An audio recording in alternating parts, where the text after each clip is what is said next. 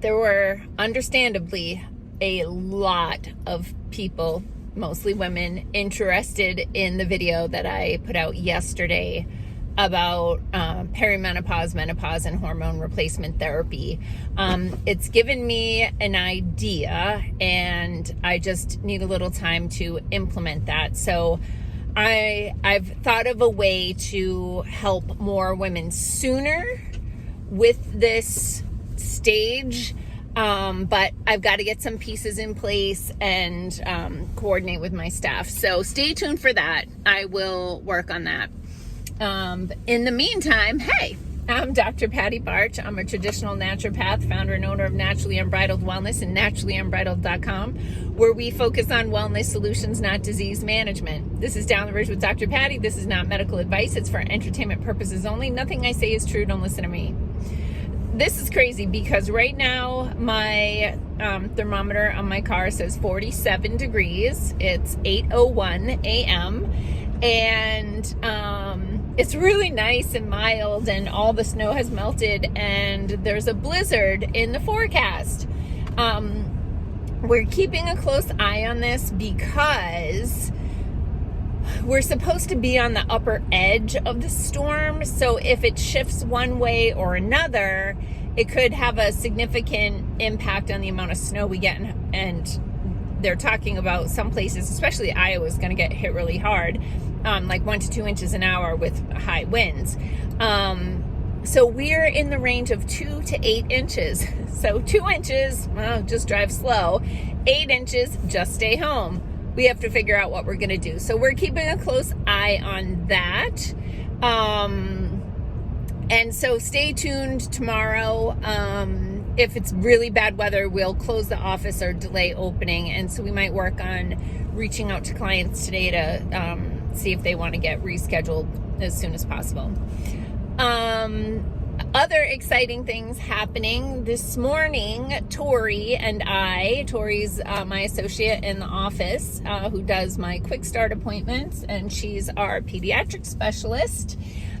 We are going to be interviewed for a podcast. I don't think the podcast is live, actually. I think they're going to record it and then release it, so I'll post it. But a Facebook follower reached out to me and asked me to be on her podcast about talking about school lunches and child nutrition. And I was like, yes, I will do that. But we've got to bring in Tori because that's her jam.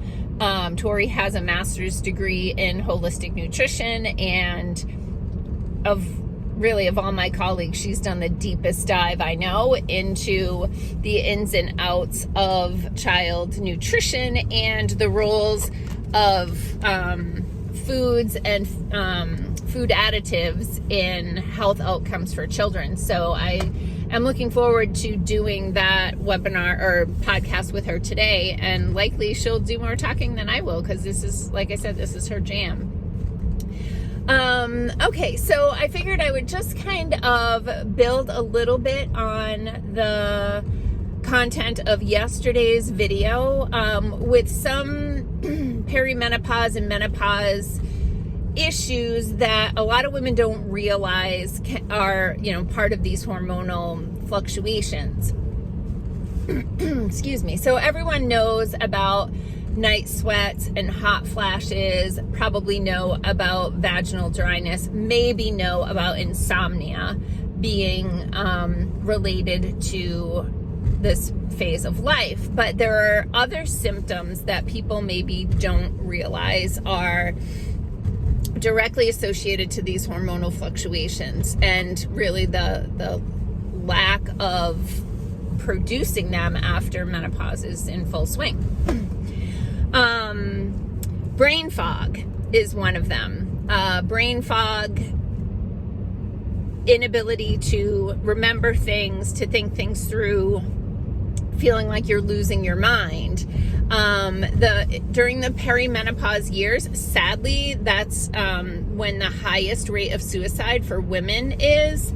That's also when a lot of women quit their jobs or leave their husbands because their emotions are really out of control, which is why a lot of medical doctors treat these perimenopause and menopause symptoms with SSRI drugs instead of balancing their hormones. So there's also a lot of women in the perimenopause and menopause years that are diagnosed with adult onset ADD or ADHD. More like ADD, because not a lot of women get that hyperactive. They're tired because they're not sleeping, but they can't focus on anything. So then what do we see? We see prescriptions for Adderall so that they can focus better. When in fact they could use some hormones. Go figure. Other symptoms are insulin resistance and then the development of the muffin top or increased belly fat that develops from this insulin resistance. And belly fat, or it's called visceral fat, which is the fat that gets in and around your organs, like your intestines, your liver, that sort of thing.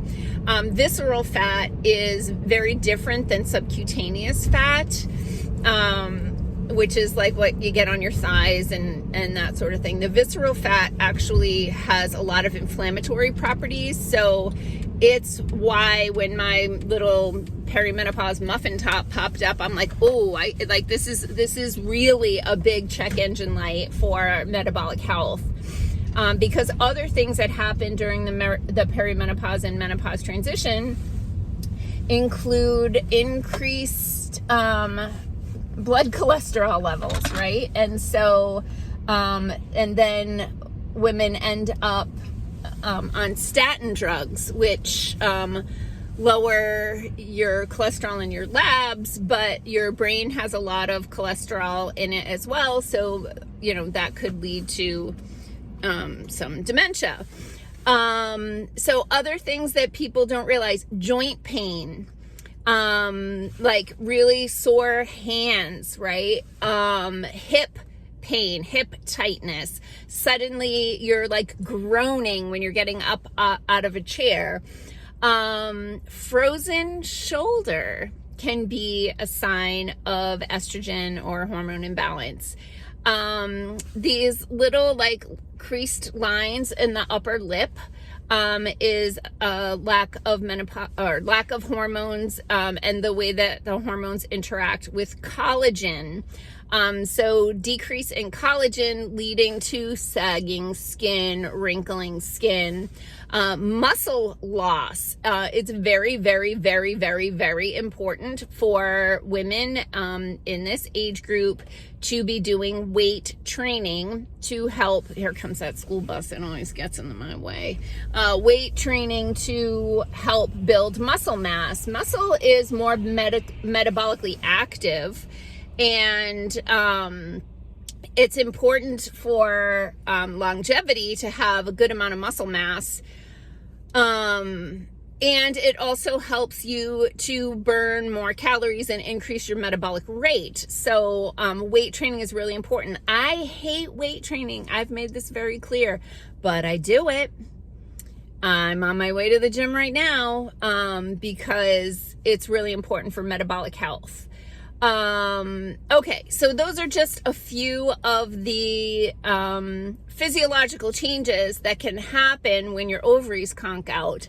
But like I said, there are definitely things you can do to support your body through that transition and increase your longevity and vitality with natural bioidentical hormone replacement therapy and or nutrients and lifestyle to support those things as well. So stay tuned for some options so that you can get help sooner rather than later. Peace out, peeps. Have a healthy day and make healthy choices.